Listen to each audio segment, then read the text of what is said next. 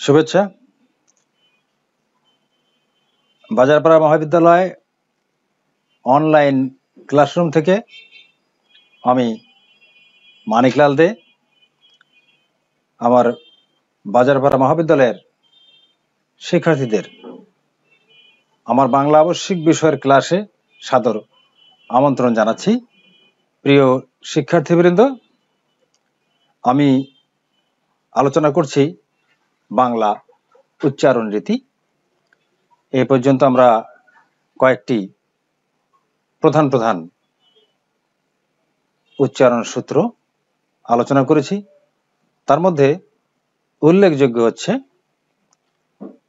অ, আদ্য অ, মধ্য অন্ত এর উচ্চারণ সূত্র আলোচনা করেছি এ ধ্বনির সংবৃত ও বিবৃত উচ্চারণের সূত্র আলোচনা করেছি, ব ফলার উচ্চারণ সূত্র এবং ম ফলার উচ্চারণ সূত্র।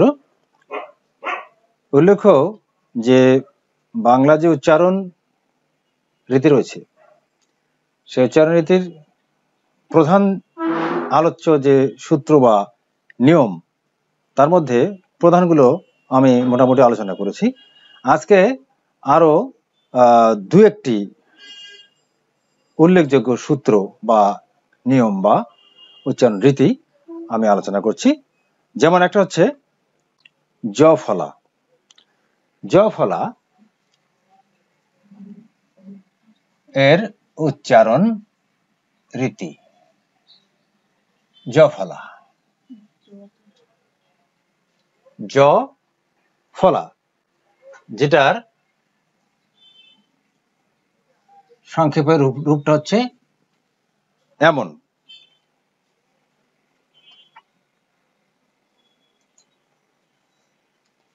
আমরা শুরু করব প্রথমে যে সূত্রটা, সেটা হচ্ছে যে জ ফলা যদি প্রথমে থাকে, শব্দের যদি প্রথমে থাকে,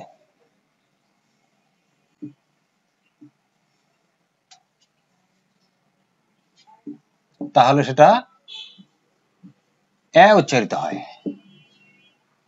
যদি শব্দের প্রথমে জ ফলা যুক্ত থাকে, তাহলে সেটা এ রূপে উচ্চারিত হয়। কেমন? যেমন ব্যথা,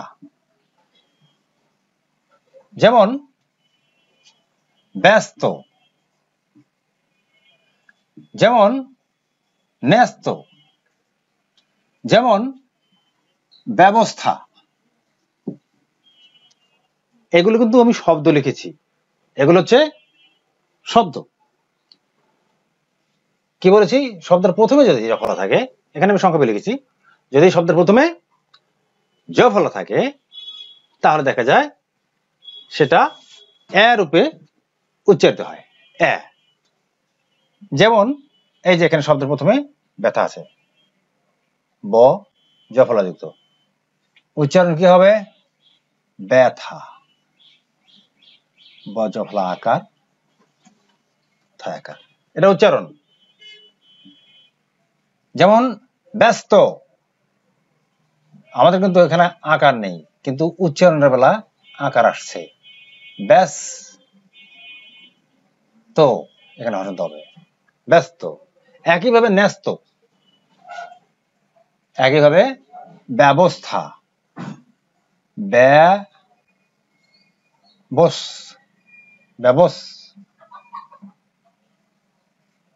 ব্যবস্থা। তাহলে কি দাঁড়ালো ব্যাপারটা? যে শব্দের প্রথমে যদি জ ফলা থাকে, তাহলে সাধারণত সেই জ ফলাটা এ রূপে উচ্চারিত হয়। তার উদাহরণ হচ্ছে এই ব্যস্ত, ন্যস্ত, ব্যবস্থা, এরকম আরো শব্দ আমরা যদি খুঁজে পাই। তবে এই ক্ষেত্রে আর একটা ব্যতিক্রমী সূত্র আছে, অর্থাৎ এর সঙ্গে কিছুটা পার্থক্য সূচিত হয়। সেটা কেমন? যে শব্দের প্রথমে যদি জ ফলা থাকে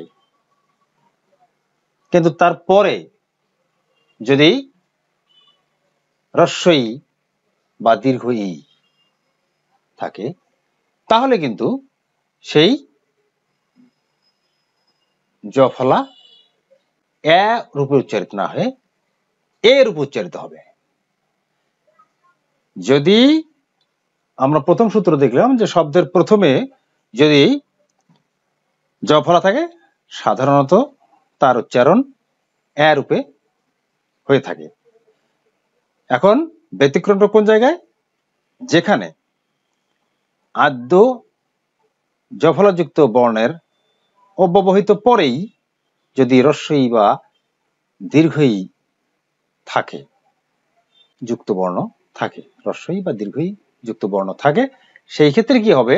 এই আদ্য জ ফলাটা এ না হয়ে এ রূপে উচ্চারিত হবে। কেমন?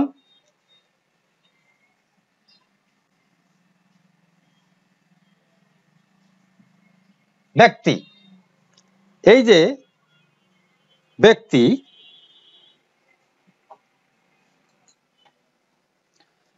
এরকম আরো শব্দ আছে, যেমন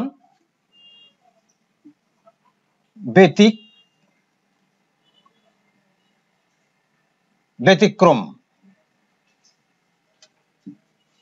ব্যতিব্যস্ত,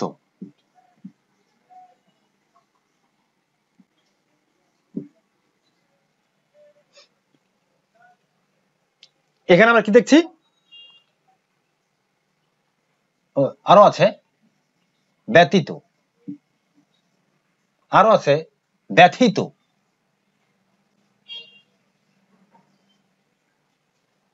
আচ্ছা, আমরা প্রথমে বলেছি যে শব্দের প্রথমে যে জ ফলা সেটা সাধারণত এ রূপে উচ্চারিত হয়, কিন্তু ওই সূত্রেই আবার আমরা কি দেখছি যে সাধারণত শব্দের প্রথমে জ ফলা থাকলে তা এ রূপে উচ্চারিত হলেও সেই আদ্য জ ফলার পরের বর্ণে যদি হ্রস্ব ই বা দীর্ঘ ই থাকে তাহলে তার প্রভাবে আমাদের এই আদ্য জ ফলার উচ্চারণ এ না হয়ে এ হয়, তখন উচ্চারণ হবে এ। যেমন ব্যক্তি, আমরা কিন্তু ব্যক্তি লিখবো না, আমরা লিখবো উচ্চারণ ব্যক্তি, ব্যক্তি। ব্যতিক্রম, এটা কিন্তু উচ্চারণ ব্যতিক্রম, ব্যতিক্রম।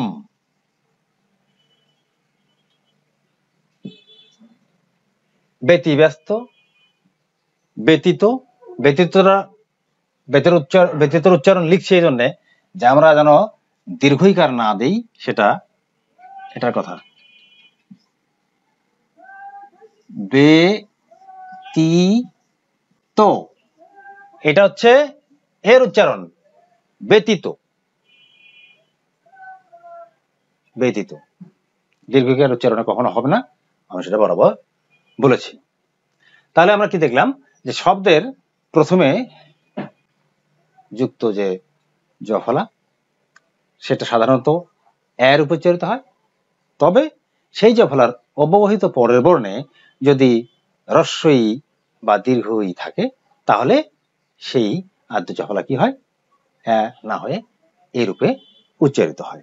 এবার আমরা আর একটা সূত্র আলোচনা করব। পদের দ্বিতীয় সূত্রটা, পদের বা শব্দের মধ্যে কিংবা শেষের যুক্ত ব্যঞ্জনের সাথে যদি জ ফলা থাকে, কি বললাম? পদের মাঝে কিংবা শেষে যুক্ত ব্যঞ্জনের সঙ্গে যদি জ ফলা থাকে তাহলে সেটা কি হয়? অনুচ্চারিত থাকে, সেটার উচ্চারণ হয় না। কেমন?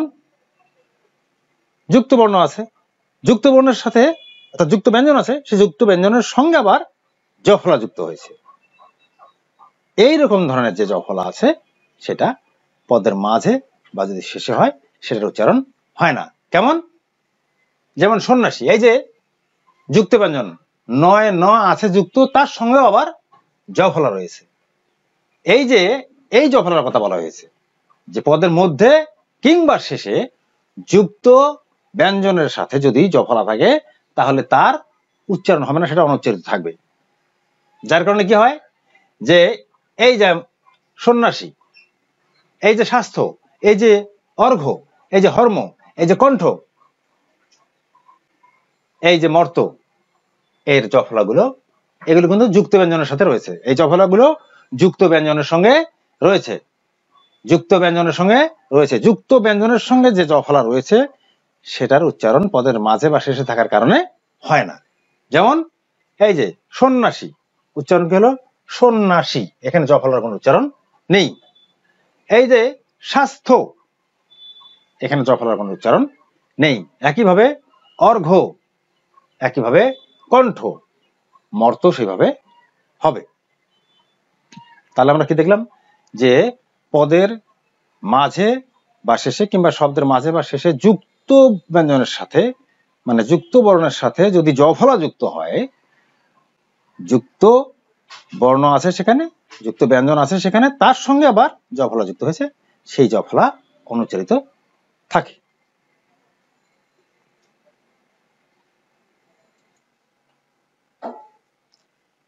এবার আমরা আর একটা সূত্র আলোচনা করে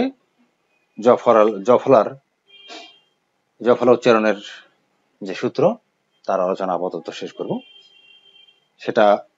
সেই সূত্রটা হচ্ছে যে পদের বা শব্দের মাঝে বা শেষে যদি জফলা থাকে তাহলে সেটা দ্বিত্ব হয়, অর্থাৎ দুবার উচ্চারিত হয়। আমরা কিন্তু এর আগের সূত্রটা দেখেছি যে যুক্ত ব্যঞ্জনের সঙ্গে জফলা যুক্ত হবার কারণে সেটা কি হচ্ছে উচ্চারণ হয়নি, কিন্তু এখানে যুক্ত ব্যঞ্জনের কথা বলা হচ্ছে না। এখানে বলা হচ্ছে সাধারণভাবে মাঝে বা শেষে যদি জফলা যুক্ত হয়, শুধুমাত্র জফলা যুক্ত হয়, মাঝে হোক বা শেষে হোক। আগেরটা ছিল কি যে যুক্ত ব্যঞ্জনের সঙ্গে জফলা যুক্ত, আর এটা হচ্ছে শুধু বর্ণে যুক্ত হওয়া, সেটা মাঝে বা শেষে যদি যুক্ত হয় সেই ক্ষেত্রে কি হয় জফলা দ্বিত্ব হয়, দুবার উচ্চারিত হয়। পদের মাঝে বা শেষে যদি জফলা থাকে তাহলে সেই জফলা দ্বিত্ব হয় বা দুবার উচ্চারিত হয়। যেমন সত্য, এটা হচ্ছে শব্দ, উচ্চারণ কি হবে সত্য, সত্য। কি হলো এখানে একটা ত আছে, তার সঙ্গে জফলা যুক্ত আছে, কিন্তু উচ্চারণ কি হলো ত দ্বিত্ব হলো, দুবার উচ্চারিত হলো। একইভাবে সভ্য কি হবে সভ্য, দুবার উচ্চারিত হয়েছে। মধ্য,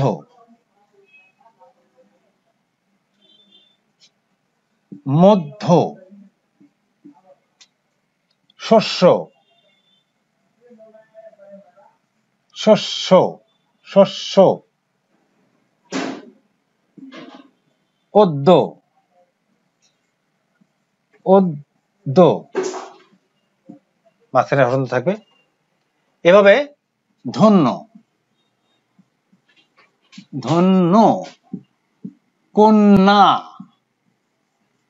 কন্যা। তথ্য, তথ্য। কথ্য, কথ্য।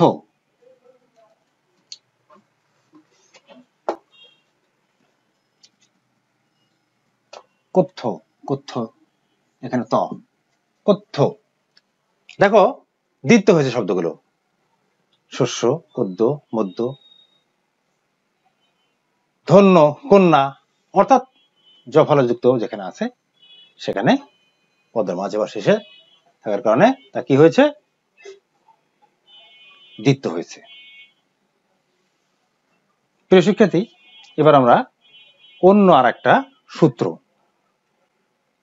উচ্চারণের নিয়ম আলোচনা করব।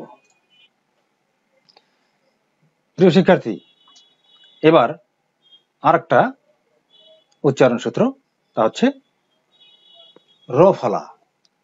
র ফলায়ের উচ্চারণ। 1 নম্বর সূত্র, পদের বা শব্দের আদ্য র ফলা ও কারান্ত হয়ে যায়। পদের আদিতে বা প্রথমে যে যুক্ত র ফলা থাকে সেটা বানানে ওকার না থাকলেও উচ্চারণে ওকার হয়ে যায়।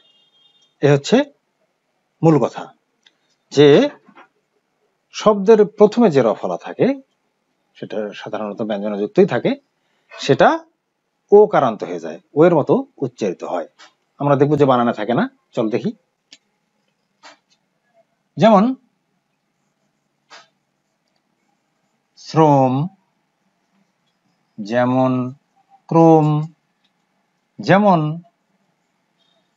ভ্রম, যেমন প্রজ্ঞা, যেমন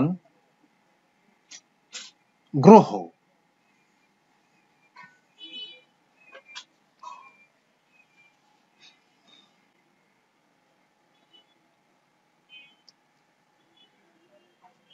এখানে দেখো শব্দে ওকার নেই, কিন্তু সামনে র ফলা যুক্ত আছে, যার কারণে কি হবে, এটা ওকারান্ত হয়ে যাবে। উচ্চারণটা উচ্চারণ কি হবে? শ্রম, শ্রম ওকারান্ত। উচ্চারণে দন্তস্বয়ের মতো আসে, যদিও বানানে তার বস আছে, কিন্তু উচ্চারণে দন্তস্বয়ের মতো আসে। দেখো শ্রম একেবারে সামনে থেকে সটা আসে, যার কারণে এটা আমরা দন্তস্ব দিয়ে এর উচ্চারণটা লিখবো, আর ময় হসন্ত হবে। আমাদের মূল সূত্র অনুযায়ী কি হলো? ওকারান্ত হয়ে গেল। আদ্য রফলাটা ওকারান্ত হলো শ্রো। এভাবে ক্রম, এভাবে ভ্রম, এভাবে প্রজ্ঞা। তোমরা জানো জ থাকলে সেটা গ হসন্ত গ চন্দ্রন্ত আকার হয়, আর আমাদের সূত্র অনুসারে প্রতে ওকার হলো। এভাবে গ্রহ। এরকম অনেক শব্দ আছে, দ্রোহ, ব্রত, এরকম অনেক শব্দ আছে যেগুলো সামনে র ফলা আছে, বানানে ওকার নেই, কিন্তু উচ্চারণে ওকার আসে। যার কারণে আমাদের এই সূত্র, যে পদের আদিতে বা প্রথমে র ফলা যুক্ত থাকলে সেই র ফলা ওকারান্ত হয়ে যায়। এবার আমরা দ্বিতীয় সূত্র আলোচনা করব। প্রিয় শিক্ষার্থী, র ফলার দ্বিতীয় সূত্র কি? শব্দের বা পদের মাঝে বা শেষে যদি র ফলা থাকে তাহলে কি হয়? তার উচ্চারণ দ্বিত্ব হয়। তার উচ্চারণ দ্বিত্ব হয়। শব্দের বা পদের মাঝে বা শেষে যদি ব্যঞ্জনে র ফলা যুক্ত থাকে তাহলে সেই র ফলা কি হয়? দ্বিত্ব হয় বা দুবার উচ্চারিত হয়। যেমন যাত্রী, যাত্রী।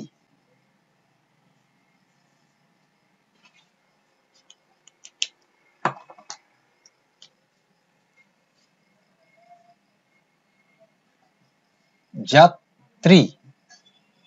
তোমরা জানো যে আমরা উচ্চারণের জ সবসময় বর্গীয় জ দিয়ে লিখবো।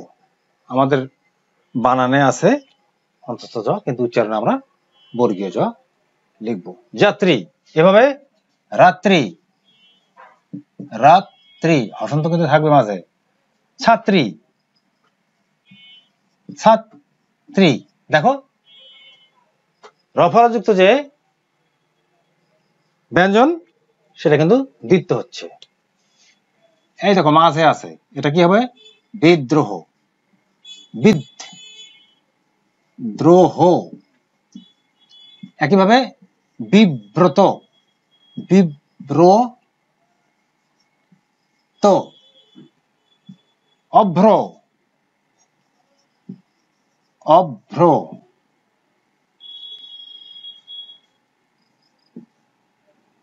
মাত্র,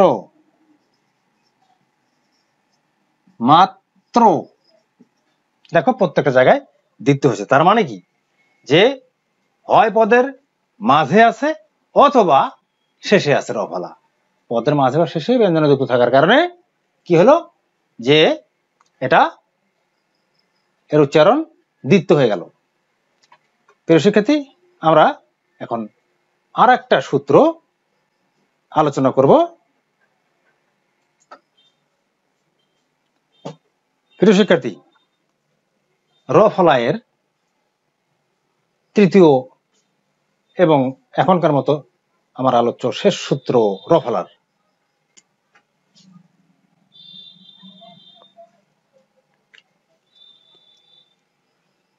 তৃতীয় সূত্রটা হচ্ছে যে সংযুক্ত ব্যঞ্জনে, সংযুক্ত ব্যঞ্জনে যদি র ফলা যুক্ত হয় তবে তার উচ্চারণ কিন্তু দ্বিতীয় হয় না। আমরা দ্বিতীয় সূত্র কি দেখেছি? আমরা র ফলা এর দ্বিতীয় সূত্র কি দেখলাম, যে যদি সেটা শব্দের বা পদের মাঝে বা শেষে হয়ে থাকে তাহলে সেটা দ্বিতীয় হয়। আমরা দেখলাম যে যাত্রী, রাত্রি যেমন দেখলাম যে ওখানে দ্বিতীয় হচ্ছে। কিন্তু আমাদের তৃতীয় সূত্রে আমরা কি বলছি, যে সংযুক্ত ব্যঞ্জনে যদি র ফলা যুক্ত হয় তাহলে সেটা দ্বিতীয় হবে না। এটা তোমরা বলতে পারো যে অনেকটা দ্বিতীয় সূত্রের ব্যতিক্রম। পদের বা শব্দের মাঝে বা শেষে হলে র ফলা দ্বিতীয় হয়, অর্থাৎ যে বর্ণে যুক্ত হয় সেটা দ্বিতীয় হয়। কিন্তু যদি সংযুক্ত ব্যঞ্জনে র ফলাটা যুক্ত হয় তাহলে সে দ্বিতীয় হবে না। কি হবে? সেটা উচ্চারিত হবে। সেটা উচ্চারিত হবে, দ্বিতীয় হবে না, কিন্তু উচ্চারিত হবে। যেমন কৃচ্ছ্র, এটা কিন্তু আমাদের দ্বিতীয় সূত্র অনুযায়ী পদের শেষে র ফলা আছে, হ্যাঁ, কিন্তু পদের শেষে থাকলেও এটা দ্বিতীয় হবে না, হবে উচ্চারিত। কারণটা কি, যে পদের শেষে থাকলেও এখানে সংযুক্ত ব্যঞ্জন আছে, এই যে চ ছ, সেইখানে যুক্ত হচ্ছে র ফলা। তারপরে যেমন কম্প্র, ম প, সেইখানে যুক্ত র ফলা। তার মানে এখানে চ ছ যুক্ত ব্যঞ্জন আছেই, সংযুক্ত ব্যঞ্জন এখানে আছে, তার সঙ্গেই আবার যুক্ত হয়েছে, সংযুক্ত হয়েছে র ফলা। এই কারণেই এই যে যুক্ত ব্যঞ্জনে যুক্ত হয়েছে র ফলা, সেই কারণে এটা দ্বিতীয় না হয় কি হবে, উচ্চারিত হবে। যেমন কৃচ্ছ্র, আমরা কৃত ভাবে লিখতে পারবো, কৃচ্ছ্র,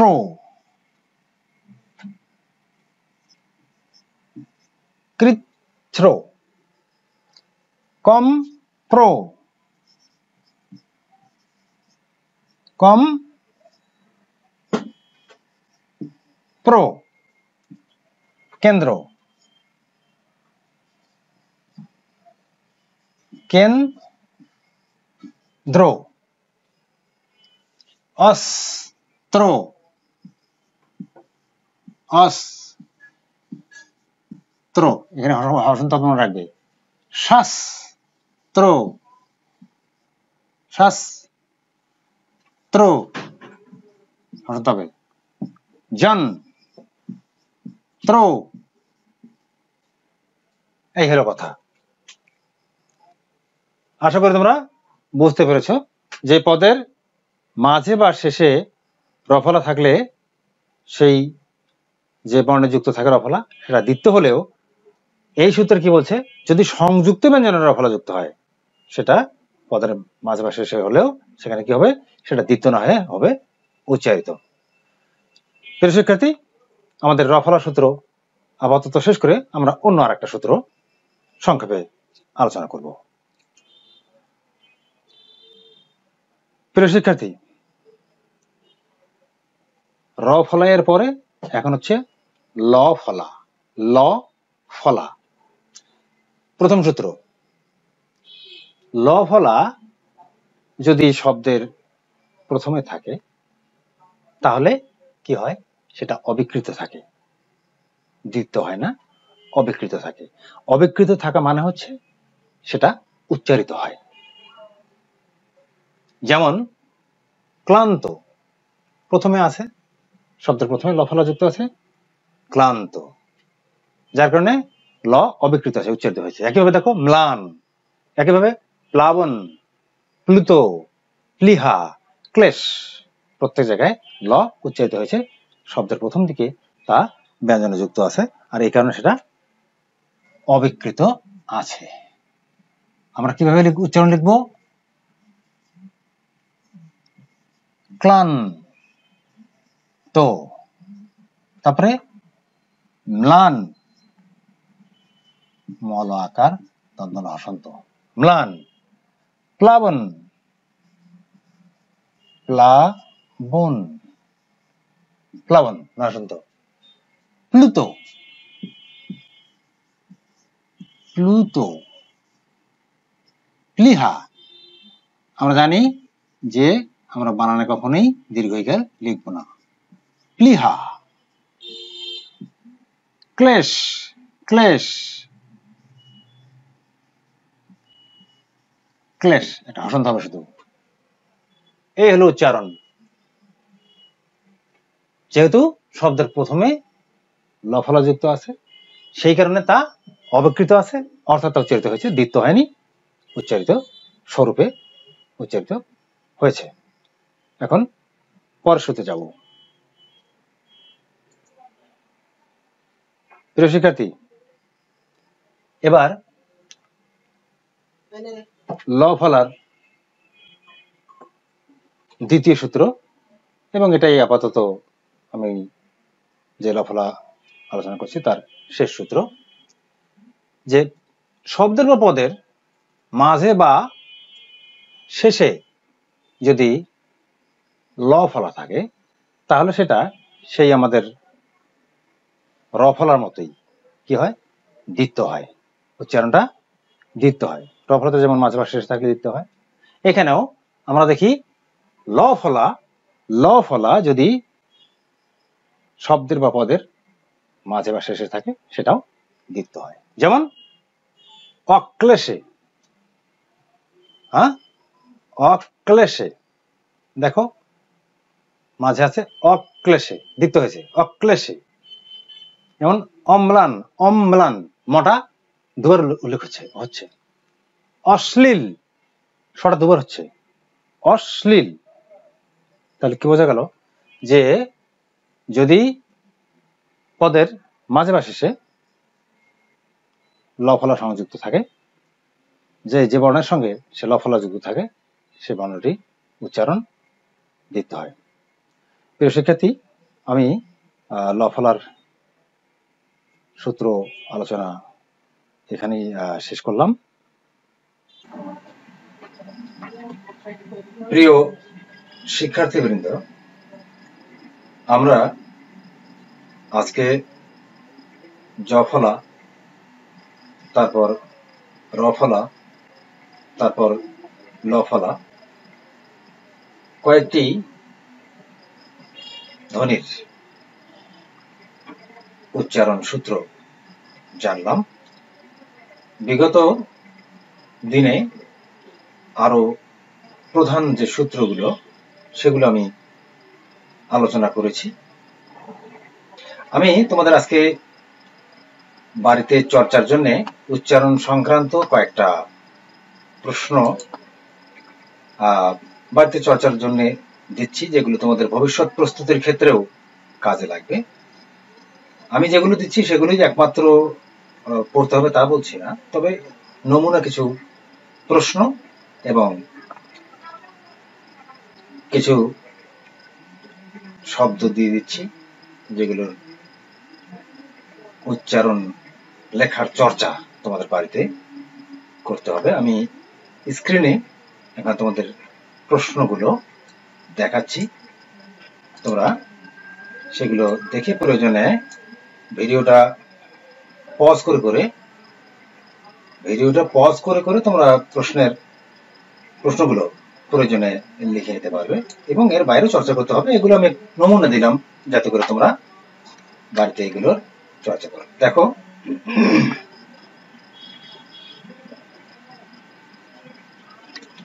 বাংলা উচ্চারণ রীতির প্রশ্ন তোমাদেরকে চর্চার উদ্দেশ্যে যেগুলো দিলাম আর কি।